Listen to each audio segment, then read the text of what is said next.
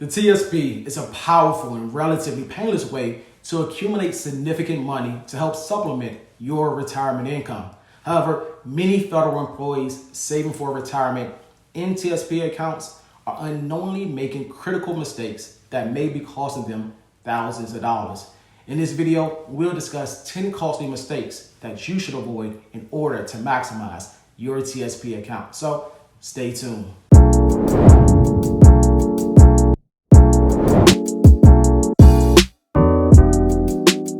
Hi, I'm Jarrell Harvey with Fedway Financial, and this is the Money Briefing. On this channel, we cover topics related to personal finance, federal benefits, and retirement planning. So if you're new here, consider subscribing. For many federal employees, especially if you're covered by FERS, the TSP is one part of a three-part retirement package that also includes your federal pension and Social Security. Of the three retirement income sources under FERS, the TSP offers the most flexibility and control, but that flexibility and control can also increase the chances of making mistakes in handling this valuable asset. So let's explore the 10 costly mistakes that you should avoid. The first mistake that some federal employees make is contributing less than 5% of their salary to the TSP. About 30% of FERS employees are making this first mistake. As a FERS participant, you receive a match on the first 5% of income that you contribute. Your agency's matching contribution is a form of free money that truly adds up over time.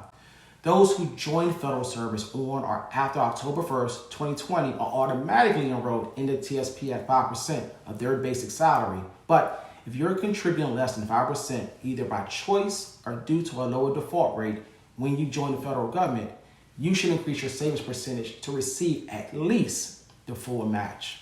The second mistake that you want to avoid is keeping your savings rate flat. Many federal employees put their TSP account on autopilot, and as a result, they neglect to increase their savings rate entirely or postpone making changes until retirement is right on the horizon. Saving a portion of your raise or even gradually increasing your savings rate by just 1% may not seem like much, but it offers a great way to boost your savings without feeling like you're compromising your spending money and your take-home pay. While some are the set it and forget it type, others tend to over-monitor or change their investments too frequently, and that can also present a major problem, and it's the third mistake that you want to avoid. Technology has made it easier than ever to track the performance and update the allocation of your TSP account. However, over-monitoring your TSP and changing its allocation too frequently can oftentimes be more detrimental than helpful. And investors that look at their account daily, weekly, or even monthly are more likely to make emotional decisions that are not aligned to long-term investment goals. Since the market generally tends to move in an upward direction over time, it's usually best to ignore the trend at the moment, whether upward or downward, and stick to a plan that is based on long-term objectives. So be mindful of performance chasing as well as panic selling, because both situations have their pitfalls. The fourth mistake is investing 100% in the G Fund. The G Fund is the most widely held individual fund in the TSP. The federal government guarantees the fund's payment of principal and interest, and many federal employees are attracted to the G Fund for its safety and protection against market volatility.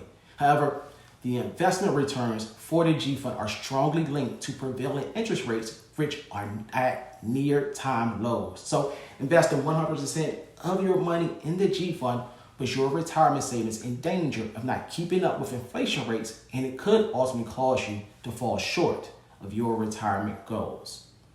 Speaking of retirement, your TSP is probably not your only investment account that you will draw from during retirement. So therefore, you should avoid the fifth mistake, which is assessing your TSP in isolation.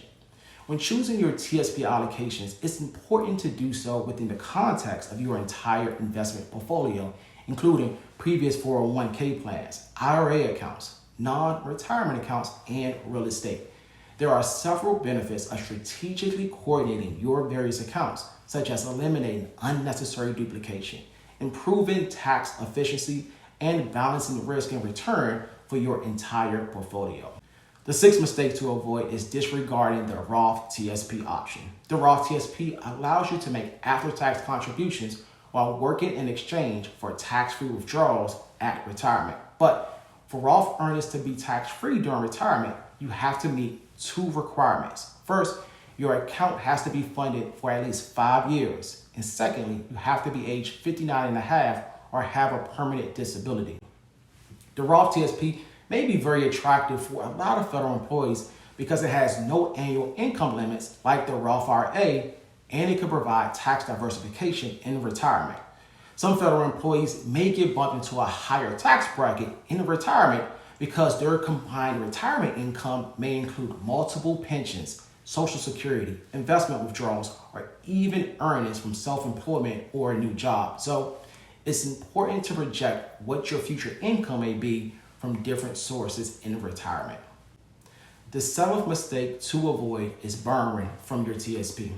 Taking out a TSP loan can be enticing on the surface.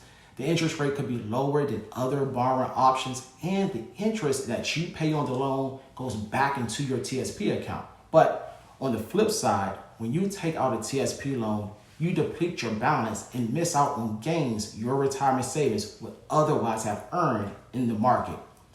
Additionally, if you leave federal service with an outstanding loan balance, you will have to repay your loan within 90 days of the date of your separation. And if you don't, the outstanding loan amount will be considered a distribution, and you will have to pay income taxes on the unpaid balance. And you may even incur a 10% early withdrawal penalty if you're under the age 59 and a half. Now, let's move on to mistake number 8, which is converting your TSP to an annuity. After you separate from federal service, purchasing an annuity is one of the available methods to withdraw money from your TSP account. The TSP annuity is an insurance contract, and it should not be confused with the FERS annuity, which is your pension. When you purchase an annuity, you give up control of your TSP money to a third-party insurance provider in exchange of receiving monthly payments for the rest of your life. The money that you use to purchase an annuity is no longer managed or controlled by you. Since many federal employees already have a substantial portion of guaranteed income from their pension and Social Security, in most cases, it is not necessary to give up access to TSP assets. The ninth mistake to avoid is transferring all your TSP to an IRA before age 59 and a half. TSP participants who separate from federal service in the year in which they reach age 55 or later can withdraw from the TSP prior to age 59 and a half without incurring the typical 10% early withdrawal penalty. If you're a special category employee such as a law enforcement officer, a firefighter, air traffic controller, the exemption applies at age 50 or later. Let me point out that it is okay if you want to transfer a portion of your money to an IRA account before you turn 59 and a half. The funds that remain in your TSP can then be used to help supplement your income without being penalized.